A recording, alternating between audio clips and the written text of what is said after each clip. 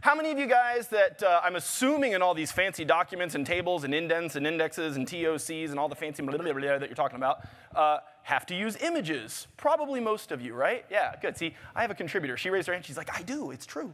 OK, how many of you guys, though, when you're working in images, hate making selections? Yeah, most of you guys, you're like, marching ants. OK, so you get a picture like this. The art director calls you and says, hey, we bought this image. I shot this in Mexico City. I was in Chinatown in Mexico City. And why is that funny? Dang. We've got one in every city in the world.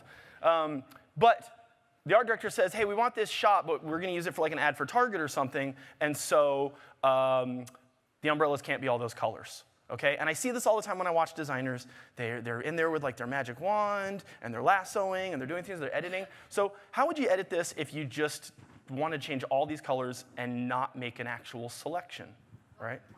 Yeah. So it's a tool that's been around since version like 3 in Photoshop, and yet I still don't see designers and production people doing it. So this is really simple. I'm going to go into an image adjustment layer, and I'm going to choose hue and saturation. Hue means color. And that brings up our sliders over here. And this is usually where people play.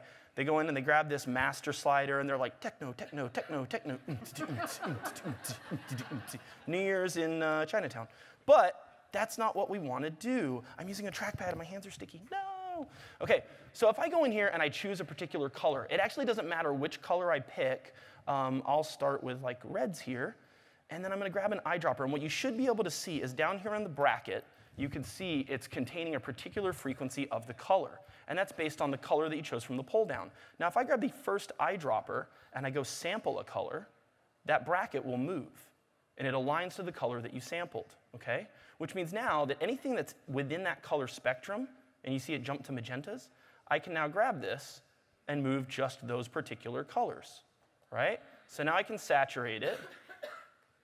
OK, get that red. Now I'm going to go up and choose a different color. Again, doesn't really matter which one. Let's grab greens. I've got my eyedropper. I'm going to go click on the blue one. OK, it jumped over to cyans. I'm going to slide my slider, kind of find where red is.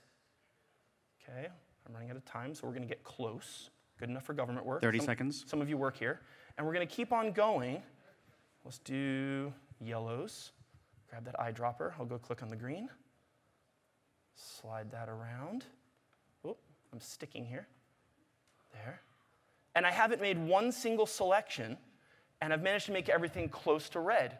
And if I had any kind of weird things in the background, it's a lot easier for me to grab a big blobby brush and go, I didn't want to do that. I could just strike it out up there. Wow. No selections, all edited. Wow. I love that. Wow. Wow. You know, it's funny. As you started, I wrote down, because I'm writing down what the heck they're doing. I wrote down Photoshop selections, and now I have to, it wasn't selections after all. There was no selections there. There was no selections. That's amazing. I love that. And no math. No and math. no masks. No masks, no selection, no channels. That was fascinating.